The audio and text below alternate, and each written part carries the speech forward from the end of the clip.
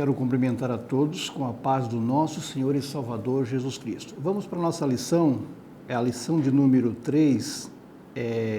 O título da lição é Eleição e a Predestinação. O textuário vai dizer, como também nos elegeu nele antes da fundação do mundo, para que fossemos santos e irrepreensíveis diante dele em amor, e nos predestinou para filhos de adoção por Jesus Cristo, para si mesmo, segundo o consentimento da sua vontade. Efésios 1, 4 e 5. Depois temos a verdade prática que diz, segundo a sua presciência, Deus elegeu e predestinou para a salvação os que creriam e perseverariam na fé em Cristo Jesus. Vamos para a introdução da nossa lição. A eleição e a predestinação são termos importantes na compreensão da doutrina da salvação. Esses vocábulos ligados entre si elucidam o plano divino de salvar os pecadores. Nesta lição, abordaremos os conceitos bíblicos e a interpretação pentecostal referente à eleição e à predestinação. O primeiro tópico da lição diz assim, eleitos para uma vida santa e irrepreensível. A dádiva da eleição precede a nossa existência, antes da fundação do mundo. Deus planejou salvar e capacitar para uma vida de santidade os que ele elegeu de antemão. O primeiro ponto diz assim, a eleição divina. A eleição traz a ideia de escolha. Efésios 1 e 4, como já foi lido na verdade prática. Paulo mencionou 3 aspectos desta escolha. Primeiro, em quem fomos escolhidos, em Jesus. Por isso, ela é cristocêntrica. Segundo, em que tempo se deu a escolha? O tempo é dito como antes da fundação do mundo. 3. Qual a finalidade? Para que fossemos santos e irrepreensíveis. Donald Stump, editor da Bíblia de Estudo Pentecostal, afirma que a eleição de pessoas ocorre somente em união com Jesus Cristo e que ninguém é eleito sem estar unido a Cristo pela fé. Nossa declaração de fé assevera que Deus elegeu a igreja desde a eternidade, antes da fundação do mundo, segundo a sua presciência. Aqui o escritor põe uma referência bíblica, 1 Pedro, capítulo 1, versículo 2, que diz, eleitos segundo a presciência de Deus Pai em santificação do Espírito para a obediência e aspersão do sangue de Jesus Cristo. O segundo ponto da lição, do primeiro tópico, vai dizer assim, as condições da eleição. A Bíblia de Estudo Pentecostal ensina que a eleição para a salvação em Cristo é oferecida a todos.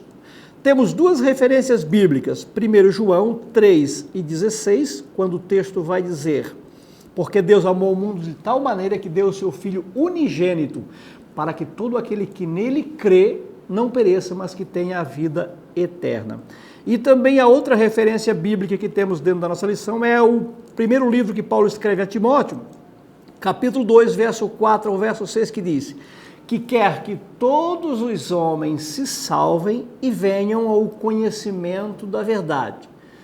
Verso 5, porque há um só Deus e um só mediador entre Deus e os homens, Jesus Cristo, homem. Verso 6, o qual se deu a si mesmo por nós em preço de redenção por todos, para servir de testemunho ao seu tempo. E torna-se uma realidade para cada pessoa de acordo com o seu prévio arrependimento. Então o escritor cita aqui 2 textos, baseado na carta escrita aos Efésios 2 e 8, porque pela graça sois salvos, por meio da fé, isto não vem de vós, é dom de Deus. E também o 3 e 17 do mesmo livro que diz assim, para que Cristo habite pela fé nos vossos corações. Então, é uma obra de fé no sacrifício de Cristo. Entretanto, esse meio não é meritório, e ninguém pode cumpri-lo sem a graça de Deus. Deste modo, fomos eleitos por iniciativa divina, por causa da graciosa obra de Cristo e não pelas nossas obras. Então ele volta a repetir o texto de Efésios 2, 8 e 9, porque pela graça sois salvos por meio da fé, isto não vem de vós, é dom de Deus, não vem das obras, o verso 9, para que ninguém se glorie. O terceiro ponto do primeiro tópico diz assim, vida santa e irrepreensível. Paulo enfatiza que a eleição tem a finalidade específica de sermos santos e irrepreensível diante dele. Ele cita a referência de 1 e 4 que já foi lida. Nesse aspecto, o vocábulo grego quer dizer santo, significa separado do pecado.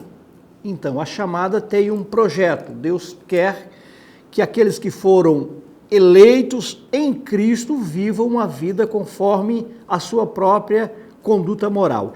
E o escritor cita aqui dois textos bíblicos escritos pelo apóstolo São Pedro, no capítulo 1 e 15 e o verso 16, seria bom você acompanhar aí. Como é santo aquele que vos chamou, se referindo a Cristo, sede vós também santo em toda a vossa maneira de viver. O 16 ele vai dizer, porque está escrito, sede santo porque eu sou santo. O adjetivo grego amomos, irrepreensível, expressa algo sem defeito ou inculpável. Também temos uma referência aqui na carta escrita aos Filipenses, né? No capítulo 2, versículo 15, quando Paulo escreve para aquela igreja dizendo, para que sejais irrepreensíveis e sinceros, filhos de Deus inculpáveis no meio de uma geração corrompida e perversa, entre os quais resplandeceis como astro no mundo. Os termos apontam para a santificação, isto é, o mais alto padrão ético e moral de vida para agradar a Deus, que nos elegeu em Cristo Jesus. Ele cita aqui também o capítulo 5 de Efésios, de 1 até o 3, você poderia acompanhar conosco ali, Efésios 5 e 1, sede, pois, imitadores de Deus, como filhos amados. Andai em amor, como também Cristo vos amou e se entregou a si mesmo por vós, em oferta, em sacrifício a Deus, em cheiro suave. E o verso 3 ele vai dizer, mas a prostituição e toda a impureza ou avareza, nem ainda se nomeie entre vós como convém a santo.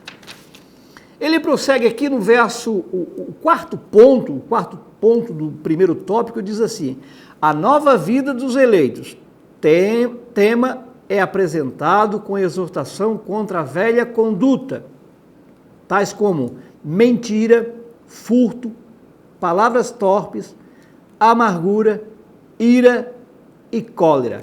Ele cita aqui o capítulo 4 do livro de Efésios, verso 22 ao 25.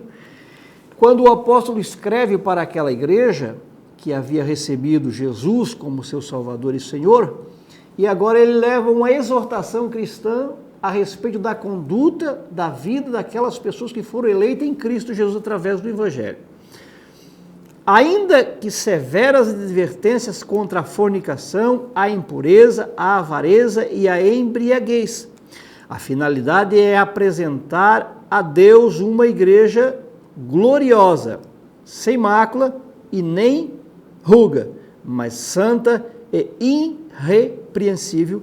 A referência é Efésios 5 e 27. Não obstante, somente o Espírito Santo capacita o crente para esse novo estilo de vida. Nós temos aqui a igreja, a carta escrita a uma igreja, a igreja de Gálatas, a partir do capítulo 5, verso 22 ao 25, quando Paulo ele mostra os frutos do Espírito Santo na vida do homem salvo e da mulher salva.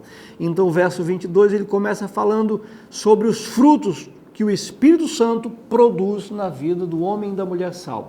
22, ele vai dizer, amor, que é o primeiro, alegria e paz, longanimidade, benignidade, bondade, fé, mansidão e temperança. E no verso 23 ele vai dizer, contra essas coisas não há lei. E os que são de Cristo crucificaram a sua carne com suas paixões e concupiscência. E se vivemos em Cristo, andamos também em Cristo. Trata-se, portanto, de um processo contínuo de santificação até a glorificação final no dia de Cristo. Ele cita aqui uma referência no segundo livro de Coríntios, a igreja, aquela carta ao povo corinto, 3:18, mas todos nós, como cara descoberta, refletimos como um espelho a glória de Deus. Somos transformados de glória em glória na mesma imagem como pelo Espírito Santo. É um processo contínuo e permanente, como disse o escritor, até o regresso de Cristo Jesus. Agora, até aqui nós falamos da nova vida do eleito. Agora nós vamos falar da predestinação. O tópico 2 fala predestinados para filhos de adoção. A palavra predestinar mostra que o destino dos eleitos foi feita na eternidade. Primeiro ponto, predestinação. O termo grego prorizo, traduzido como predestinar, é formado pelo vocábulo orizo, que significa determinar, e pela preposição pró, que indica algo feito antes, ou seja, predestinar significa literalmente determinar antes. A Bíblia de Estudo Pentecostal esclarece que a predestinação se aplica aos propósitos de Deus inclusos na eleição, e que a eleição é a escolha feita por Deus em Cristo, de um povo para si mesmo. E que a predestinação abrange o acontecerá ao povo escolhido por Deus. Eles citam uma referência aqui, que é bom nós lermos, Efésios 1:5, e nos predestinou para filhos de adoção por Jesus Cristo, para si mesmo, segundo o consentimento da sua própria vontade. Por conseguinte, nossa declaração de fé ensina que a predestinação dos salvos é precedida pelo conhecimento prévio de Deus, daqueles que, diante do chamamento do Evangelho, recebem a Cristo como seu Salvador pessoal e perseveram até o fim. Nós temos um texto aqui que combina muito bem com a opinião do escritor. Se nós formos ler em Atos dos Apóstolos, no capítulo 18, verso 9, 10 e 11, quando o apóstolo Paulo chega na cidade de Corinto e ele começa a pregar o Evangelho, e ele estava um pouco entristecido com a recepção que os judeus deram ao Evangelho, então ele vai pregar para os gentios, e diz que à noite, no verso de número 9, Deus lhe aparece em sonho dizendo: e disse o Senhor em visão a Paulo, não tenha medo, mas fales do Evangelho e não te cales, porque eu sou contigo, e ninguém lançará mão de ti para te fazer mal, pois tenho muitas pessoas nesta cidade.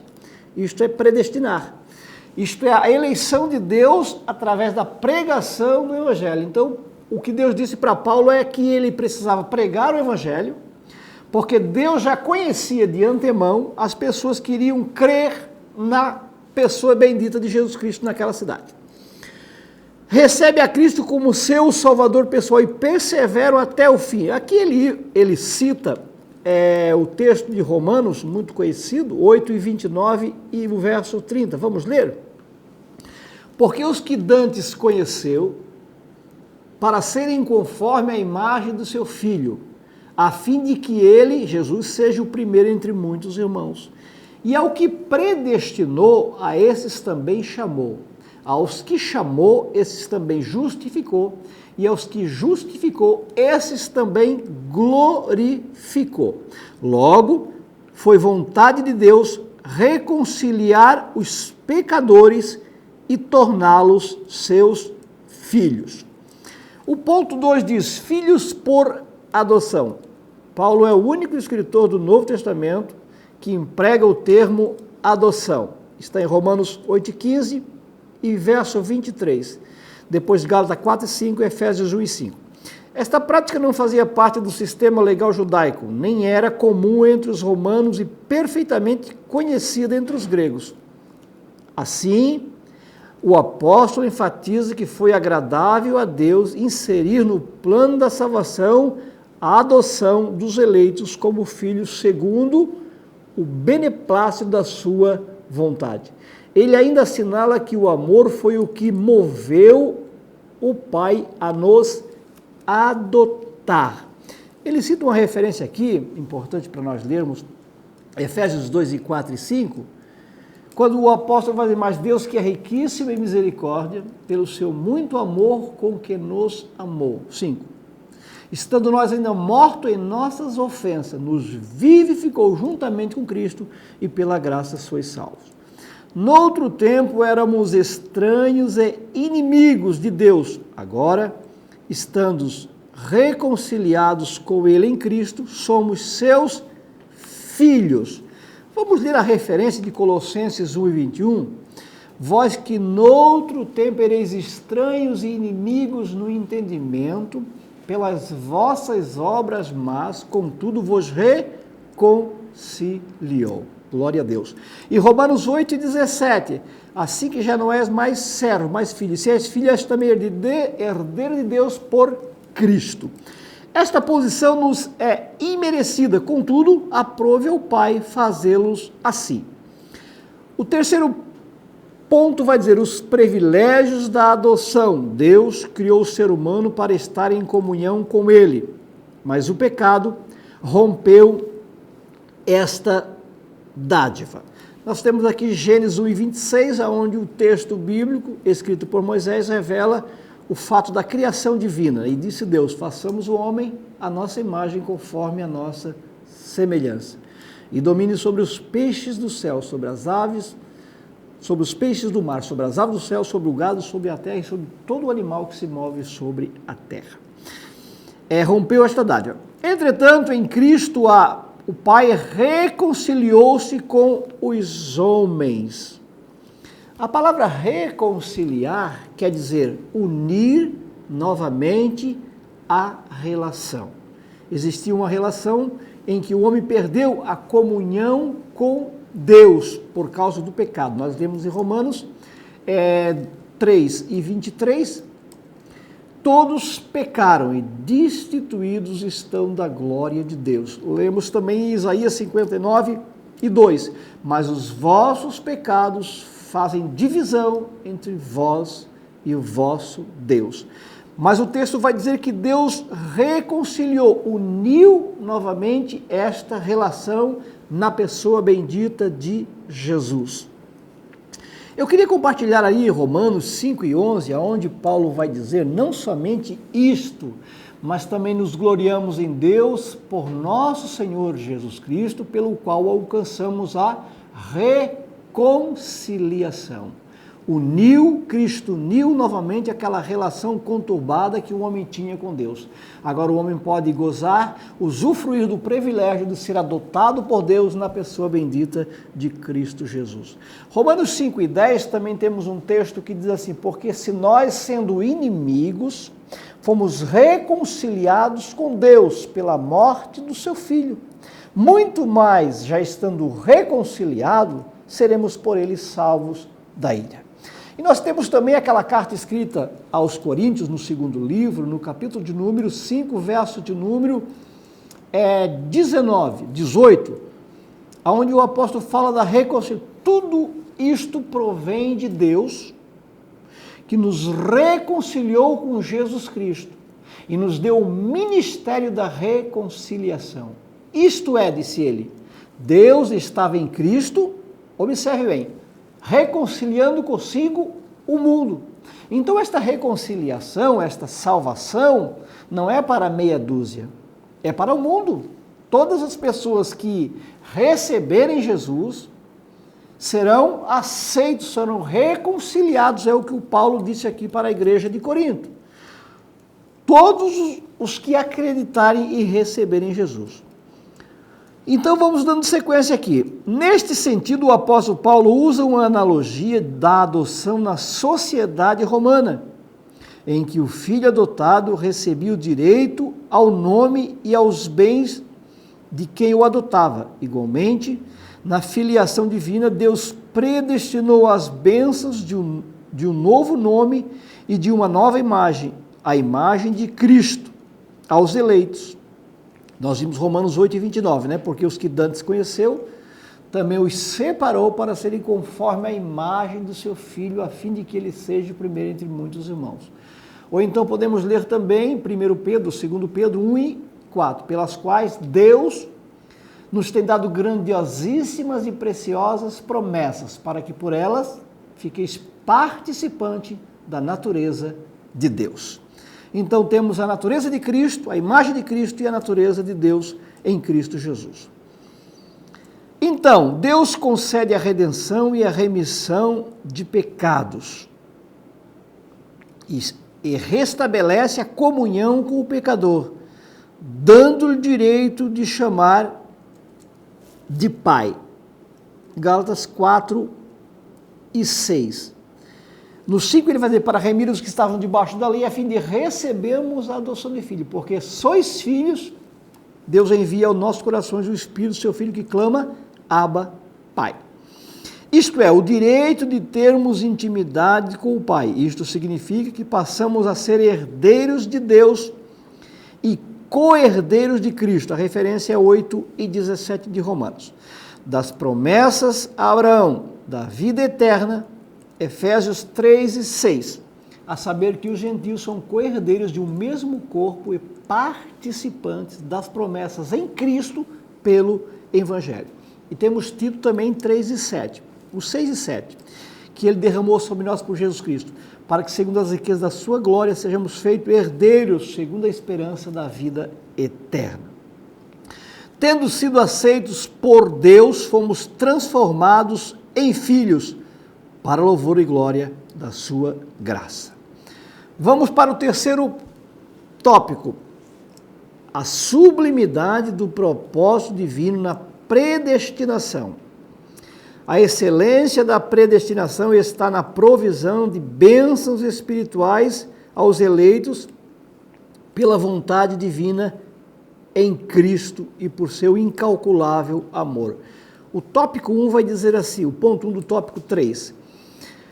Predestinação e salvação. O soberano Deus não predestinou incondicionalmente pessoa alguma à condenação eterna, mas deseja que todos se arrependam e se convertam dos seus maus caminhos. Ele cita aqui uma referência que seria bom nós lermos, Atos 17 e 30.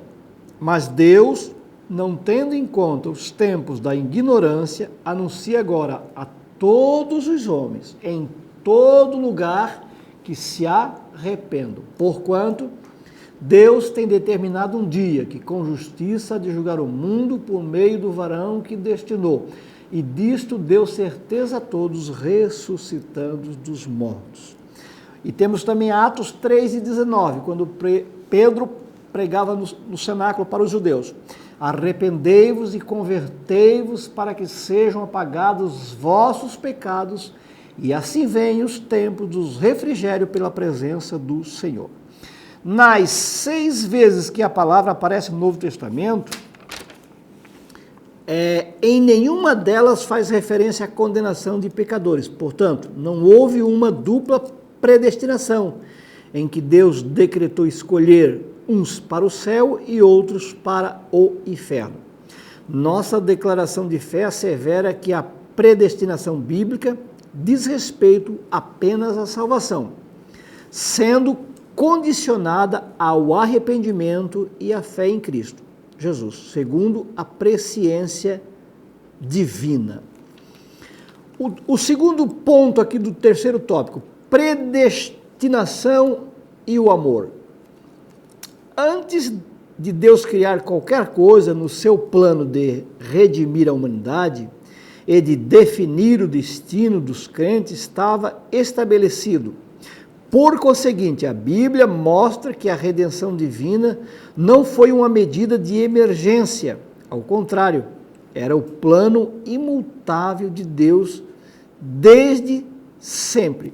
Ele vai citar aqui 2 aos Tessalonicenses e também 2 Timóteo. 2 aos Tessalonicenses 2 e 3, em que também vós estáis. Vamos ler aqui 2 Timóteo primeiro, 2 Timóteo 1 e 9, que diz assim, que nos salvou e chamou com uma santa vocação, não segundo as nossas obras, mas segundo o seu próprio propósito, que fez antes dos tempos dos séculos. Aqui consiste na sublimidade dos propósitos eternos em prover a salvação e o amor de Deus. Foi por amor que ele nos elegeu e nos predestinou em Cristo. Isso implica dizer que a salvação, como favor imerecido, provém do amor de Deus. Não obstante, os que se chegam a Cristo não são coagidos, mas atraídos por Ele. Ele cita a referência de João 2 e 32. Todo aquele que o Pai me der vem a mim, e quem vem a mim, de maneira alguma o lançarei fora. Vamos para a conclusão. Cristo morreu por todos e por cada um dos pecadores, desde a eternidade, segundo a sua presciência em Cristo. Deus elegeu e predestinou os que creriam e perseverariam na fé, a viver em santidade, receber a filiação divina e desfrutar de todas as bênçãos espirituais divinamente estipuladas. Que Deus vos abençoe em nome de Cristo Jesus. Amém.